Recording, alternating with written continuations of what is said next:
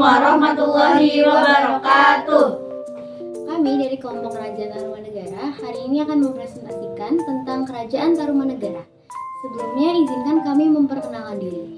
Nama saya Alfianti Kusuma. Nama saya Echa Karisa Junaidi. Nama saya Kaila Zahidah Rahmani. Nama saya Kiza Syakira Subekti. Nama saya Salsabila Cahaya Apurta Gozali. Mari kita cari tahu tentang Kerajaan Tarumanegara. Yang pertama-tama dalam biografi itu ada berdirinya Kerajaan Tarumanegara. Berisi tentang Kerajaan Tarumanegara didirikan oleh Jaya Singa Marwan. Yang kedua terus ada wilayah Kerajaan Tarumanegara terletak di tepi Sungai Citarum, Jawa Barat di daerah Bekasi dan di sekitar pantai. Didirikan Kerajaan Tarumanegara pada tahun 358 Masehi, mencapai masa kejayaan di bawah kepemimpinan Purnawarman, cucu dari pendiri kerajaan tersebut. Selanjutnya saya akan membacakan pos yang kedua, yaitu perkembangan. Yang pertama, aspek sosial. Struktur sosial Tarumanegara diyakini memiliki hierarki yang mirip dengan kerajaan kuno lainnya, dengan raja atau penguasa di puncaknya. Diikuti oleh pengawasan, pedagang, petani, dan masyarakat umum. Yang kedua, aspek politik. Tarumanegara diyakini telah menjadi kerajaan yang mandiri sekitar abad ke-5 hingga ke-7 Masehi. Namun, informasi tentang sistem politiknya terbatas. Raja Tarumanegara mungkin memiliki otoritas yang kuat dalam pemerintahan kerajaan dan dapat memiliki hubungan dengan kerajaan-kerajaan tetangga. Selanjutnya, yang ketiga yaitu aspek ekonomi. Wilayah Tarumanegara yang subur dan strategis di daerah aliran Sungai Citarum memungkinkan perkembangan petani yang maju, terutama petani padi. Selain itu, perdagangan juga dapat menjadi aspek penting dalam ekonomi Tarumanegara karena posisinya yang strategis di jalur perdagangan antar pulau. Selanjutnya, aspek agama. Meskipun informasi tentang agama yang dianut di Tarumanegara terbatas, diperkirakan bahwa agama Hindu, Buddha telah memiliki pengaruh yang signifikan, seperti pada kerajaan-kerajaan kuno lainnya. Di wilayah Nusantara, kuil-kuil dan struktur keagamaan lainnya mungkin telah dibangun untuk menyokong praktik keagamaan. Selanjutnya, aspek budaya. Tarumanegara kemungkinan memiliki kehidupan budaya yang kaya, mencakup seni arsitektur dan sastra, peninggalan arkeologis seperti prasasti dan artefak seni dapat memberikan gambaran tentang kekayaan budaya kerajaan ini. Selanjutnya, saya akan membacakan silsilah kerajaan. Yang pertama, Purnawarman 395 sampai 434 Masehi. Selanjutnya, Wisnuwarman 434 sampai 455 Masehi.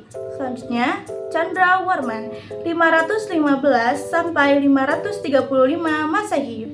Selanjutnya, Indrawarman 455 sampai 515 Masehi. Selanjutnya, Suryawarman 535 sampai 561 Masehi. Selanjutnya, Kertawarman 561 sampai 628 Masehi. Dan yang terakhir, Sudawarman 628 sampai 639 Masehi. Selanjutnya ada pos ketiga, yaitu puncak kejayaan. Pada masa kejayaan Kerajaan Tarumanegara mencapai puncak kejayaan ketika dipimpin Maharaja Purnawarman, yaitu generasi ketiga memimpin kekuasaan. Sekitar 395 hingga 434 Masehi adalah kejayaan Kerajaan Tarumanegara. Terus ada faktor-faktor penanda kejayaan Tarumanegara. Yang pertama itu sistem pemerintahan yang terorganisir dengan baik. Yang kedua, kemajuan dalam bidang ekonomi, terutama dalam perdagangan dan pertanian. Yang ketiga, peningkatan infrastruktur seperti jaringan jalan dan irigasi. Dan yang keempat, perkembangan budaya dan agama, terutama agama Hindu dan Buddha. Yang kelima, keberhasilan dalam menjaga stabilitas dan keamanan wilayahnya. Dan yang terakhir atau yang keenam, itu ada pembangunan aliran sungai Gomati dan Candraboga yang membuat pertanian makmur. Nah, sekarang saya akan menjelaskan pos 4, masa kemunduran. Salah satu contoh kemunduran yang terjadi saat itu adalah pemberian wewenang pemerintah sendiri atau otonomi kepada raja-raja bawahan yang diberikan oleh raja-raja sebelumnya. Karena tidak disertai hubungan dan pengawasan yang baik, para raja bawahan merasa tidak terlindung dan tidak diawasi oleh kerajaan Tarumanegara.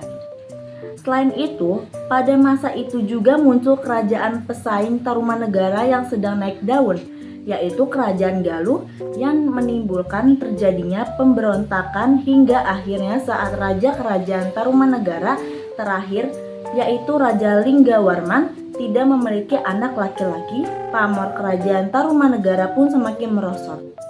Kerajaan Tarumanegara akhirnya pecah menjadi dua kerajaan, yaitu Kerajaan Sunda dan Kerajaan Galuh. Kerajaan Sunda menjadi kelanjutan Kerajaan Tarumanegara yang dipegang oleh Raja Tarusbawa, menantu Raja Linggawarman. Sedangkan Kerajaan Galuh dikuasai oleh Raja Puretikandayun.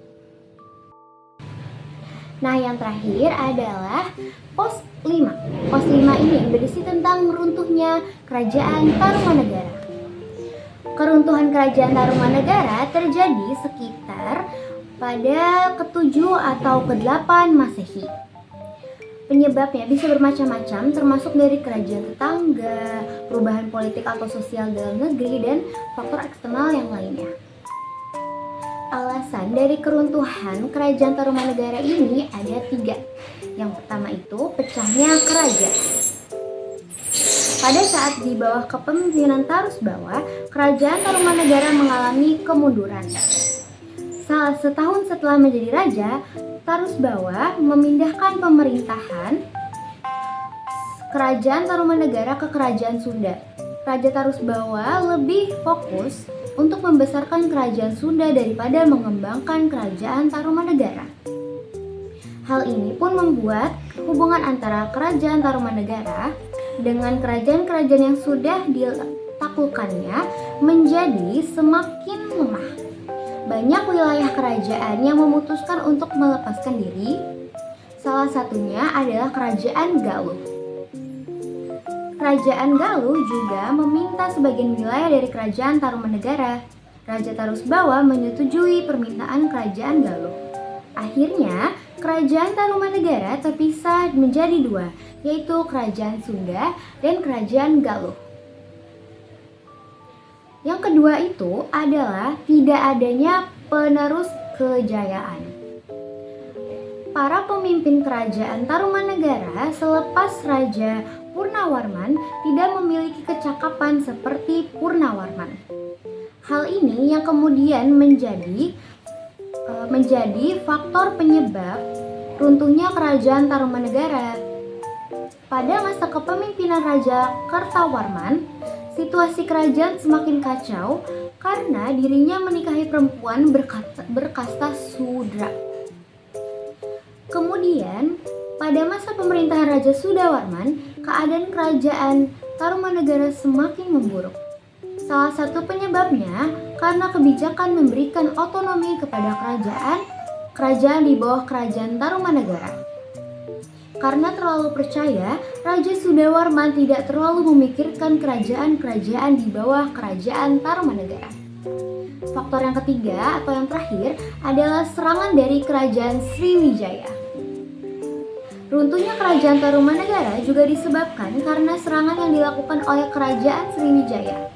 Pada saat itu, Raja Dapuntahyang dari Kerajaan Sriwijaya mempunyai keinginan untuk memperluas kekuasaan dan wilayah kerajaan.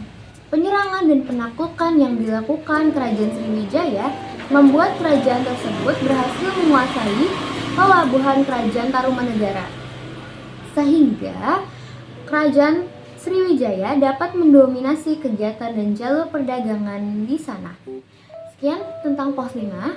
Kami akan lanjut ke peninggalan-peninggalan dari Kerajaan Tarumanegara. selanjutnya ada peninggalan dari Tarumanegara. Yang pertama ada arca, yang kedua ada perhiasan, yang ketiga ada prasasti, tubuh, dan yang terakhir ada kitab. Kerajaan Tarumanegara juga memiliki peninggalan seperti candi. Di sini kita membuat candi jiwa. Nah, yang di atas ini itu, kalau teman-teman bingung, ini adalah runtuhan dari stupanya Candi Jiwa. Jadi dulu itu ada stupanya ya guys di atas sini, tapi karena candi ini tertimbun oleh sawah masyarakat di sekitar situ, yang akhirnya ditemukan oleh seorang petani, candi ini atasnya sudah runtuh dan bawahnya masih utuh. Alhamdulillah.